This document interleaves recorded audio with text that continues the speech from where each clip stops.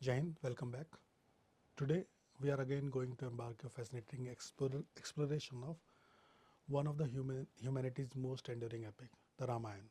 But we are not approaching this as a mythological story alone. Instead, we are examining it through the lens of strategic studies, military planning, and conflict resolution.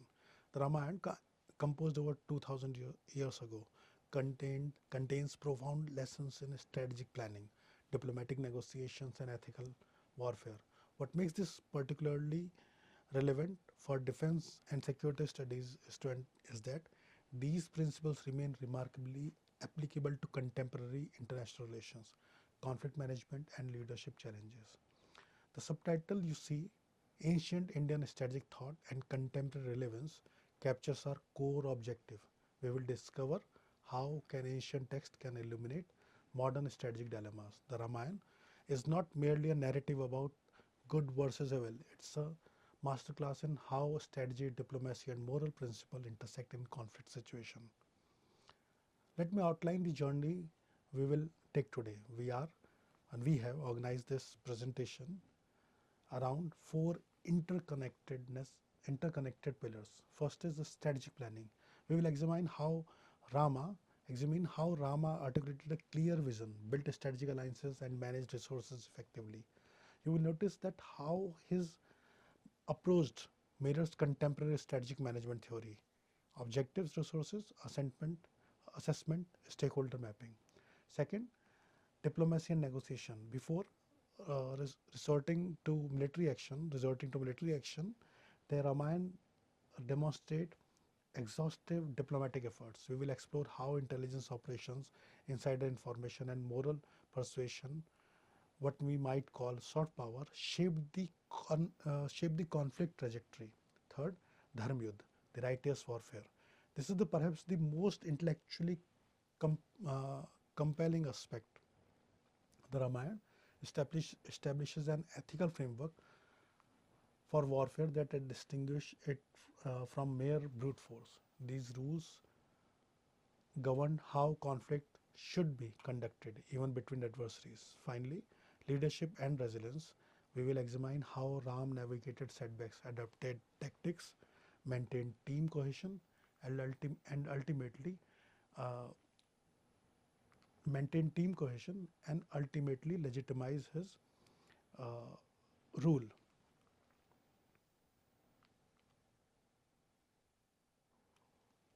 through principled actions. These four elements are not separate, they are deeply integrated. Together, they form a holistic strategic philosophy that emphasizes the inseparability of ethics and effectiveness. Let's begin with strategic planning. In any military campaign, organizational endeavors or conflict situation, clarity of vision is paramount. Ram's strategic vision was unmarkably ambiguous. His primary objective was explicit: rescue Sita and defeat Ravan tyranny. This was not ambiguous or subject to interpretation. Everyone in his coalition understood the mission. Compare this to conflict where objective remain murky or change mid-campaign.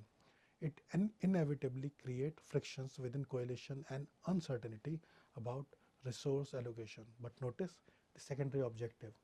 Ram was not fighting merely to rescue his wife. His mission encompassed restoring dharma, cosmic order, and eliminating adharma or chaos and righteousness.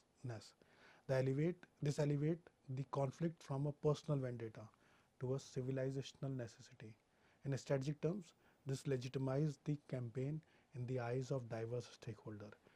It's not just about Ram family honor, it's about the restoration of universal principles. Resource assessment was equally rigorous. Ram did not launch a campaign based on wishful thinking. He conducted a realistic evaluation of his capability.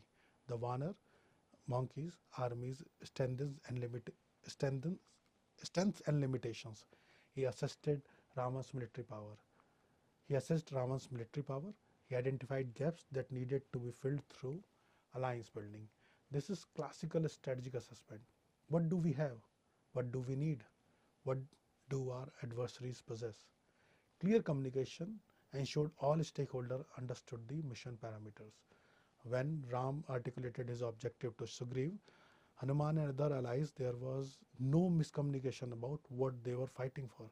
This clarity reduces transaction cost within a coalition and prevent the drift that undermines many collaborative efforts. Let's move forward, and we are going to talk about alliance building and team composition. Now, here is the here is a critical insight. Ram could not have succeeded alone. His strategic genius lay in identifying exactly the right allies for each function. Consider Sugriv, the Vanar king. Ram needed military strength, a large disciplined army capable of sustained operation. Sugriv provided this. But importantly, Sugriv was the embroiled in a legitimate conflict with his brother Bali over the Vanar throne. By assisting Sugriv, Ram accompanied two things.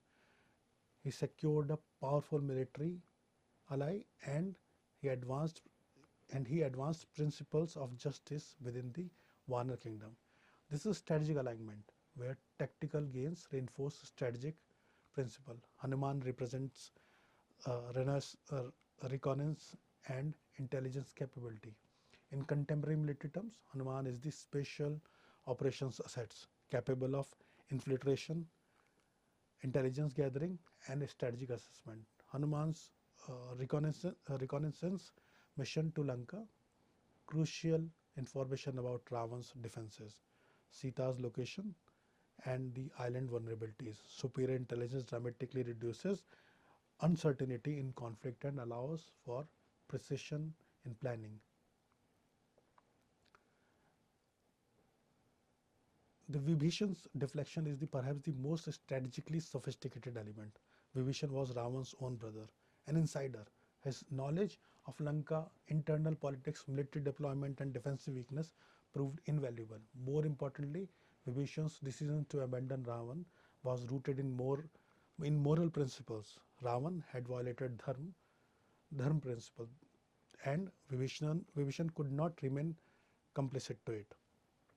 This demonstrates how ethical clarity creates fractures within opposing coalition. When an adversary own allies abandon them on principal grounds, it is profound strategic victory. Jatayu, the vulture, provided aerial reconnaissance, a bird eye view of terrain and movement. In strategic terms, he represented mastery of a different operational domain. Notice the composition: military power intelligence, capability, insider knowledge, aerial reconnaissance. Ram systematically built a coalition where each member possessed distinct capability. This is what we might call complementary coalition building. When partners don't duplicate each other strengths, don't duplicate each other's strengths, but rather fill gaps. Let's move forward and we'll try to discuss the resource management and preparation here. Strategic thinking does not translate into victory without meticulous operational preparations. Ram engagement in methodical coalition building across diverse stakeholder groups. He was not just recruiting warriors, he was building a political military alliance encompassing different species, different kingdoms, different interests. This required diplomatic skill, credibility, and a clear articulation of shared stakes in the conflict outcome. Resource assessment went beyond mere headcounts. How many warriors, what capabilities, what supply lines were necessary. The Ramayana described the organization of a vast army across difficult terrain, through forest, across waters, requiring sophisticated logistics planning. Risk mitigation was embedded throughout. Ram developed contingency plan for battlefield setbacks. When initial tactics did not work, he adapted. This is a hallmark of this sophisticated strategic thinking. Not rigid adherence to a plan, but flexible execution within a clear strategic framework. The contrast with less disciplined approach is instructive. Many conflict collapse not because the initial strategic vision was flawed, but because operational execution was poor. Ram exemplified how strategy and operation must be seamlessly integrated. Here is a principle often overlooked in discussion of warfare: exhausting diplomatic channels before resorting to military force. Ram's commitment to peaceful resolution is evident in his decision to send Prince Angad as a mediator. Angad carried a message to Ravan offering him the opportunity to restore Sita peacefully. This was not a weak gesture, it served multiple strategic purposes. First, it offered Ravans a, a face-saving exit. Even adversaries appreciate off-ramps that preserves dignity. By offering Ravan the opportunity to resolve matter peacefully, Ram created a choice point. Ravan rejected on his option, then become evidence of his own intelligences. It delegitimized him in the eyes of observers and potentially wavering allies. Second, it established moral clarity. The subsequent conflict fought after peaceful resolution was rejected, carries different moral weights than one initiated without such effort. This is crucial for legitimacy, both immediate both immediate among one's allies and historical, how the conflict remembered and narrativized. Third, it gathered intelligence. Angad's mission allowed observation of Ravan's temperament, his court dynamics, and his decision making process. Diplomatic missions often serve dual purpose. They are simultaneously negotiating and they are simultaneously negotiating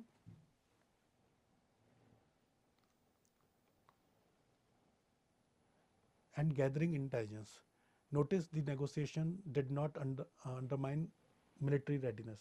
Ram continued preparing for conflict while pursuing diplomatic channels. This is the ideal balance, genuine openness to resolution combined with credible military capability. Adversaries take you seriously when they believe you are prepared to use force, if necessary, even as you are exploring peaceful alternatives. Let's move forward and we'll discuss the intelligence. In the Ramayana, intelligence operation were systematic and ethically grounded. A crucial nuance, Hanuman's reconnaissance mission in Lanka involved infiltration and observation. He gathered information on Ravan military deployment and force composition, Lanka's fortification and defensive vulnerabilities, Sita's location and condition, the internal moral and diplomatic dynamics of Ravan court. The intelligence dramatically reduced uncertainty for Ram campaign planning. Rather than attacking blindly, Ram had detailed knowledge of what he faced. This is constant in military history. Superior intelligence translates to tactical advantage. But here is the ethical dimension. Hanuman and Hanuman conducted intelligence gathering within a dharmic framework. He did not massacre innocent civilians or engage in indiscriminate violence during reconnaissance. His mission was circumscribed, gather information, assess condition, establish Sita, contact with Sita. When discovered rather than engage in combat, Hanuman preferred to escape. The intelligence mission remained subordinate to larger ethical principles.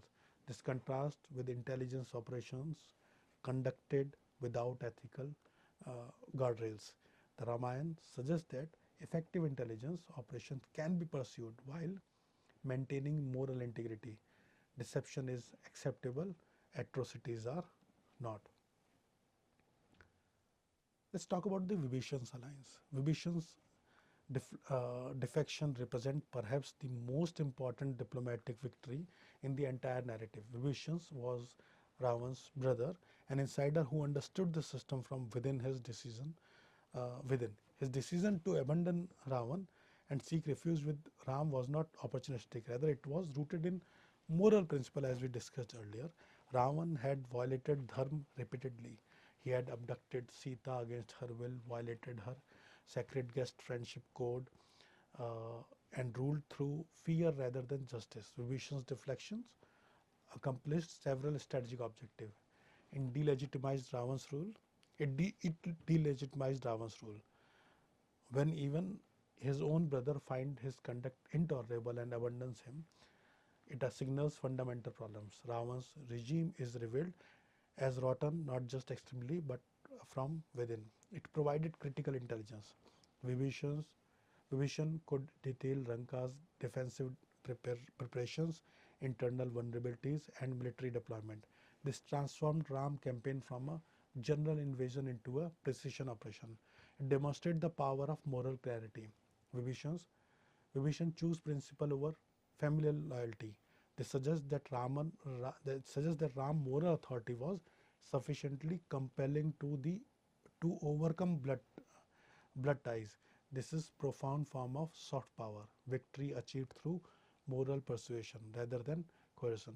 In contemporary terms, this is what we might call legitimacy advantage, the capacity to attract allies not through material inducement alone, but through moral clarity and principled conduct.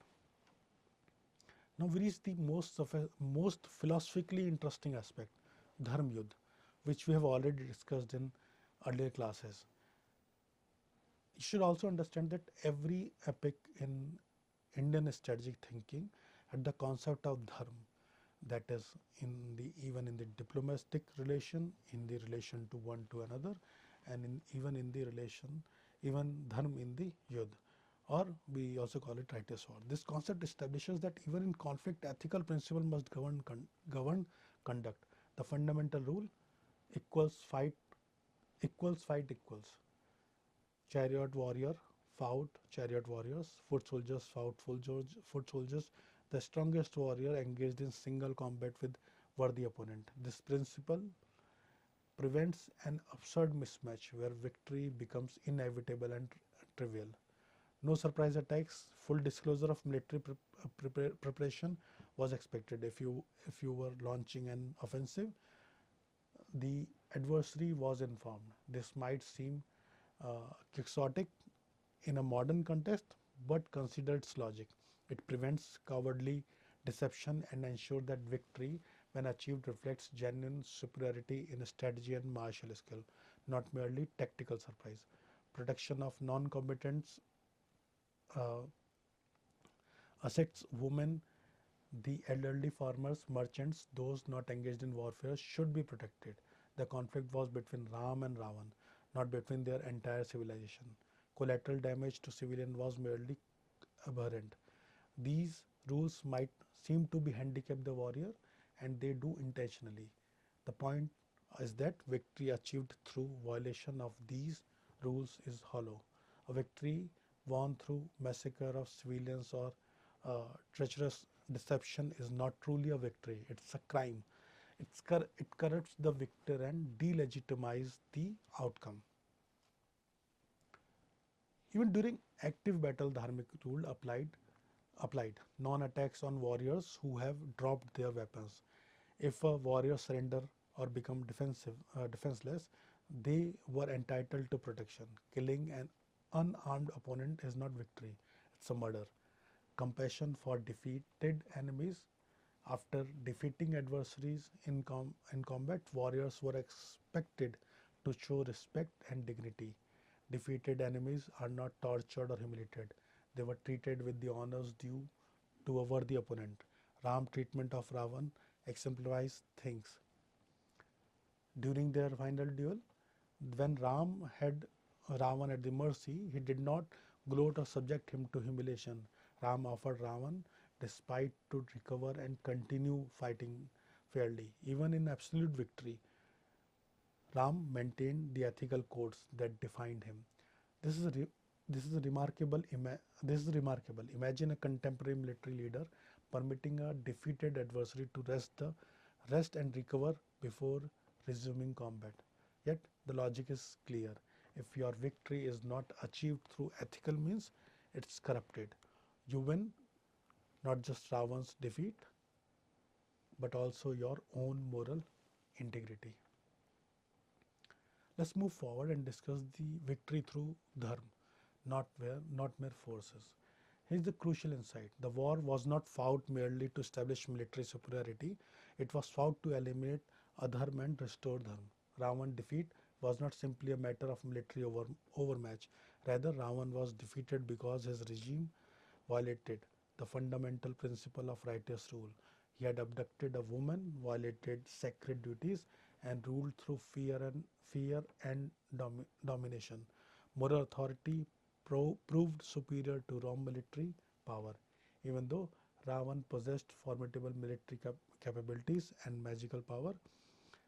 His moral corruption created vulnerabilities. His own allies like Vibhishan abandoned him. His forces lacked genuine commitment. His internal politics structure was fragile. Rama's adherence to ethical principles contrast strengthened his position. Allies supported him not from coercion but from conviction. His legitimacy was unquestioned. His rule was established, would be based on justice rather than fear. This suggests a profound strategic principle. In protected conflicts, ethical conduct is a strategic asset. In a protected, protracted conflicts, ethical conduct is a strategic asset. It attracts allies, maintain cohesion, and ensure the victory, once achieved, can be legitimized and sustained. A victory won through systematic ethical violation is inherently unstable. Allies will defect, population will rebel, the victor will require constant force to maintain control, a strategically exhaustive position. Moving forward, the Ramayana does not end with the Ravan's defeat. It addresses what comes with the what comes after victory, how the victor conducts themselves in triumph. After defeating Ravan, Ram arranged for medical treatment for wounded enemies. The point, even in victory, that the defeated retained their humanity. They were entitled to care and dignity. Ram did not institute a regime of retribution against Ravan supporter. He did not punish warrior who had fought for Ravan. Instead, he demonstrated magnanimity, a quality often overlooked in strategic analysis but crucial for long-term stability. Restoration of order was grounded in justice and reconciliation, not revenge. This sets the templates for post-conflict reconstruction. Lasting peace required not just military victory but reconciliation process processes that acknowledge the humanity of former adversaries. The principle of dignity extended to all beings, even enemies once vanquished retained right to respectful treatment. This is not sentimental, it's strategically sophisticated. It creates conditions for reconciliation, eventual reconciliation and prevents cycle of retaliatory violences. Ram's leadership exemplifies how to maintain strategic clarity while remaining operationally flexible. Decisive actions followed deliberation. Ram did not rush into warfare, but once diplomatic paths were exhausted, he committed fully. The decisiveness inspired confidence among allies and communicated credibility to adversaries. Learning from setbacks was embedded in his approach. The campaign launched initial reverse. Uh, when initial tactics failed, Ram adapted. He adjusted military approaches based on battlefield experience. This flexibility responding to new information without abandoning core objective characterizes sophisticated leadership. Ram maintained realistic assessment of Ravan's capability. He never underestimated his opponent. This prevented the arrogance that was destroyed many military campaigns. Respect for the adversary's strength combined with confidence in one's own capabilities create optimal condition for success. Team cohesion was maintained through adversity. When warriors were killed, when plan failed, when the campaign stretched across extended time frames, Ram's leadership held that coalition together. He recognized individual sacrifices, maintained morale, and ensured that diverse allies understood their continued stake in the mission's success. Let's move forward and discuss the cosmic conflict, the dharma versus the adharma. Ultimately, the Ramayana presents a conflict not merely between two individuals or nations but between fundamental principles, dharma and adharma. Ram embodied dharma, truth, duty, justice, compassion, and righteous rule. His conduct aligned with universal principle. He did not rule without fear, but through justice. He did not conquer for uh, personal gains, but to restore orders. Ravan embodied adharma, ego, tyranny, and violation of sacred duties, and the pursuit of power for its own sake. His rule was predicted on domination and fear. The cosmic framing elevates the conflict between a mere political struggle. It's a contest between two incompatible versions of what governance should be, how society should be organized, and what principles should govern human conduct. In strategic terms, the framing proved tremendously valuable. It aligned diverse allies around a common moral purpose. It delegitimized Ravan not merely as a political rival but as a cosmic threat, the threat against Rith. It provided the victory. It provided the victors with profound legitimacy. They were not conqueror, but restorer of cosmic order. Let's move forward and discuss its relevance to modern strategy. What does an ancient text about monkeys' armies and the celestial conflict have to offer contemporary defense and in the contemporary defense and strategic studies and peace and conflict studies? First, contemporary conflicts resolution theory increasingly emphasized diplomatic resolution, alliance building, and the role of soft power. The Ramayana demonstrated these principles operating in a conflict context 2000 years ago. The sequencing, diplomacy first, military action as last resort, ethical conduct throughout, mirror modern international relation theory. Second, Asian doctrine emphasizes peaceful resolution of conflict, respect for sovereignty, and shared values as the foundational for regional cooperation. These principles reflect Ramayana strategic thought. Conflict should be resolved through dialogue when possible, force only when necessary, and shared ethical framework should govern relationship. Third is contemporary scholarship on legitimacy emphasizes that military victory alone is insufficient. Sustainable peace requires the victors be perceived as legitimate, just, and committed to principle beyond narrow self-interest. Ram victory endured because it was achieved through ethical means and oriented toward universal principle, not personal ambition. Fourth is alliance management in contemporary security environment require exactly the kind of coalition building Ram exemplified. Modern military operations involves coalition of diverse nations with the diverse interest. Success requires clear communication of objective, complementary capabilities, and shared commitment to mission parameters. Precisely what Ram achieved. There are some uh, key strategic takeaways which we should consider before winding this lecture up.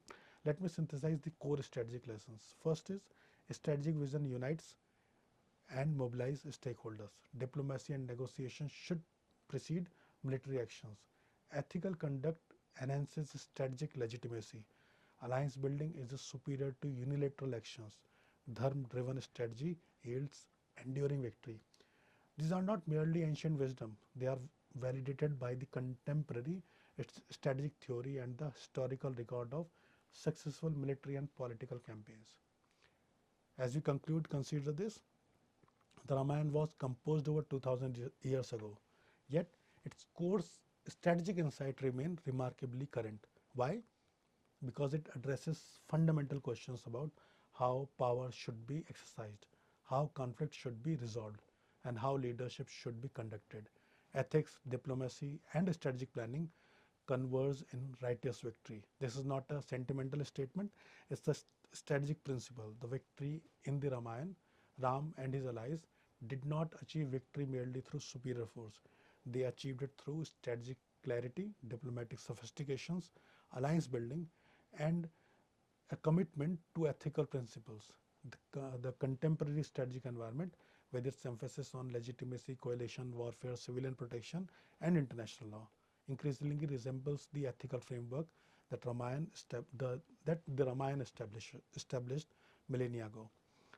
A generation of defense professionals, students of peace and conflict studies, and the students of defense studies will face conflicts more complex than any Ram encountered. But the core principles, clarity of purpose, exhaustion of diplomatic channels, ethical conduct, alliance building, and commitment to principle beyond narrow self interest will remain as vital then as they are now. The Ramayana teaches us that true strategic superiority is not merely a function of military capability, it's function of moral clarity, principled conduct, and genuine commitment to justice.